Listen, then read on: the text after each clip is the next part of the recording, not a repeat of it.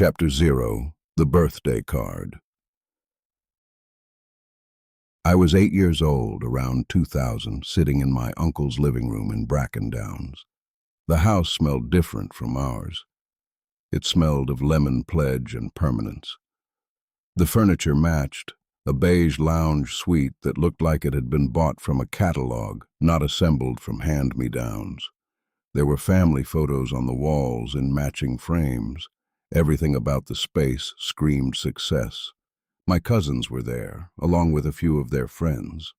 They moved through the house with the easy confidence of kids who had their own bedrooms, who attended schools with swimming pools, who spoke English without thinking about it. I was sitting on the edge of the beige sofa, trying to make myself small, when someone brought out a birthday card. "Everyone sign it," my aunt said, passing it around. It moved from cousin to cousin. They laughed, uncapped the pen, scribbled messages. "Happy birthday, Uncle." "Best wishes." Easy, automatic.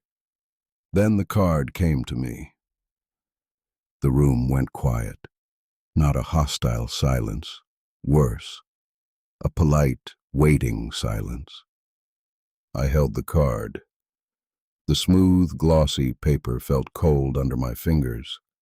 I held the pen, and I froze. I could speak English, sort of. I could understand it when the cartoons on TV spoke it. But write it? In a birthday card? With 5 pairs of eyes watching me? My mind went blank. The only words I could find were Zulu, but I knew I couldn't write those. This was a Bracken Downs house. You wrote in English here. I stared at the white space where my message was supposed to go. My hand started to shake. I could feel the heat rising up my neck, burning my ears. "Just write happy birthday and your name," one of my cousins said. Her voice wasn't mean. It was helpful, gentle. That made it worse.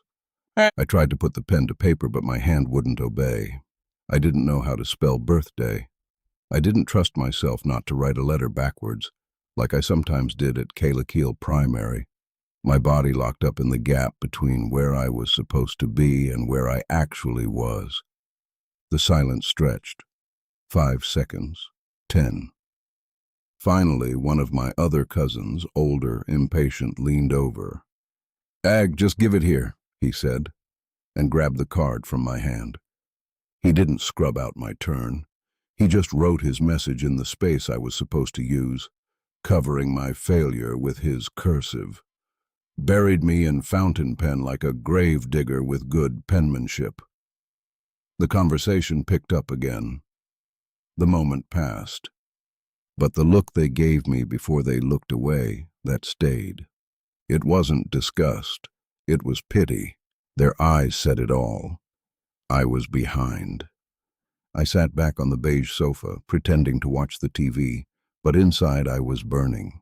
I was 8 years old. I could speak my home language. I could run fast.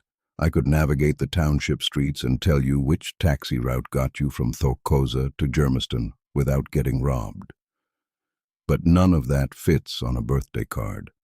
In this room, in this house that represented the future, none of that mattered. But there was something else. The gap was everything. I begged my mother to get me out of the township school. I dragged her to Model C schools, demanding to be admitted, not because I wanted to be white, but because I never wanted to feel that helplessness again. But here's what I didn't understand then. That birthday card incident wasn't just about me being bad at spelling. It was about a systemic collapse. It was the first harvest of a crop planted decades before I was born. I was behind. But I didn't know what I was behind in. I didn't have the language for what was broken. There were systems I needed that I didn't have. I just didn't know what they were yet. I wasn't broken. I wasn't deficient. I was simply navigating without a guide.